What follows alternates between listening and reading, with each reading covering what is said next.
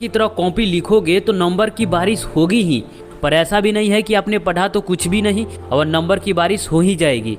पर इस वीडियो को देखने के बाद कॉपी लिखने का ऐसा टॉपर सीक्रेट जानोगे जिससे आपके मेहनत का 100% रिजल्ट मिलेगा। तो ये वीडियो बेहद खास होने वाली है उन लोगों के लिए जो बोर्ड एग्जाम की प्रिपरेशन कर रहे हैं। तो इसलिए कुछ न जानने से अच्छा है कि कुछ जान लेना, जिससे आपका एग्जाम एक्सपीरियंस पहले से ज़्यादा बेहतर हो जाएगा। अगर मान लो एग्जाम में पूछे गए क्वेश्चंस का आप आंसर सही दिया, या जितने भी क्वेश्चंस आपको मालूम था उसका भी आंसर सही दिया, लेकिन जितने नंबर का आपने क्वेश्चन बनाया उतना नंबर मिला ही नहीं, तो ऐसा क्यों हुआ? तो इस वीडियो में उसी प्रॉब्लम को जानेंगे और उसे सॉल्व करेंगे।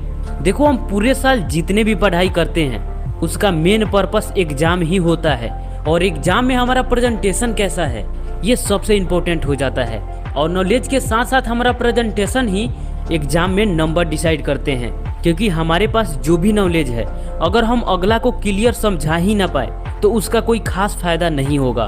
तो इसलिए मैं आपको ये बताना चाहता हूँ कि आपके पास जो भी नॉलेज है उसे एग्जाम में ऐसा प्रेजेंट करें जिससे आपको ज़्यादा से ज़्यादा नंबर मिले।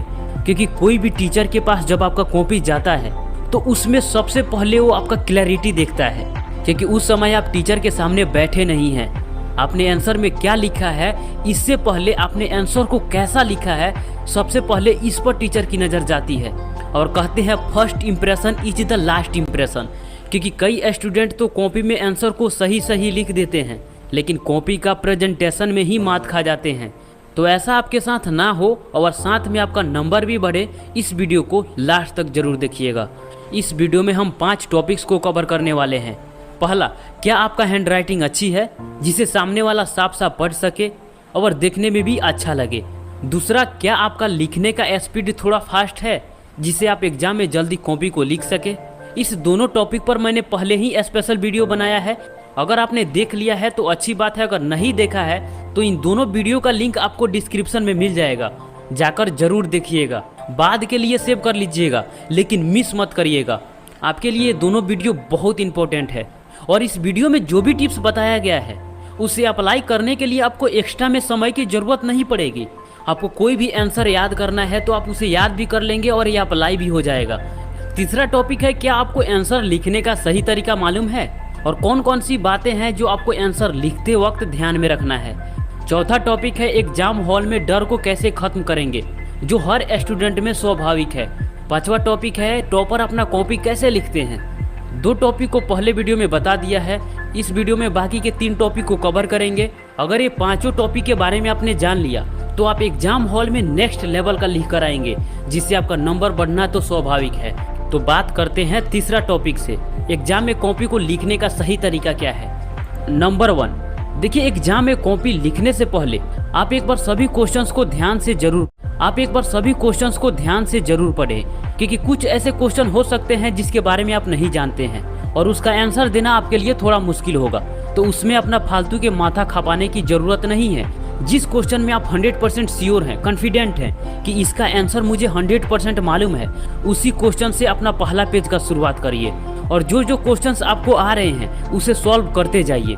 और दोस्त, लिखावट पर आपको ध्यान देना है, जो डिस्क्रिप्शन वाली वीडियो में आपको मिल जाएगा। आपकी हैंडराइटिंग थोड़ी अच्छी नहीं है, कोई दिक्कत नहीं है, लेकिन आपको फ्रेश लिखना है ताकि कोई भी टीचर अगर आपके कॉपी को देखे तो पढ़ सके कि इसमें लिखा क्या है। नंबर 2, किसी भी क्वेश्चन के एंडिंग पॉइंट से दूसरे नए क्वेश्चन के स्टार्टिंग पॉइंट के बीच में 2 से 3 लाइन का गैप जरूर रखें। इससे पेपर भी फ्रेश दिखेगा और टीचर को नए क्वेश्चन ढूंढने में आसानी होगी। नहीं तो हो सकता है कि टीचर 2 क्वेश्चन को एक ही क्वेश्चन समझ बैठे तो नुकसान आपका ही होगा। नंबर 3, हेडिंग, इमेज और डायग्राम आंसर में ज़रूरत पड़ने पर ज़रूर बनाएं। एग्जाम में कई बार आंसर में कुछ ऐसे पॉइंट होते हैं जिन पर टीचर का ध्यान पड़े, ये बहुत ज़रूरी होता है। तो इसलिए आंसर में जो भी पॉइंट हाईलाइट करना हो उसे अंडरलाइन कर दें।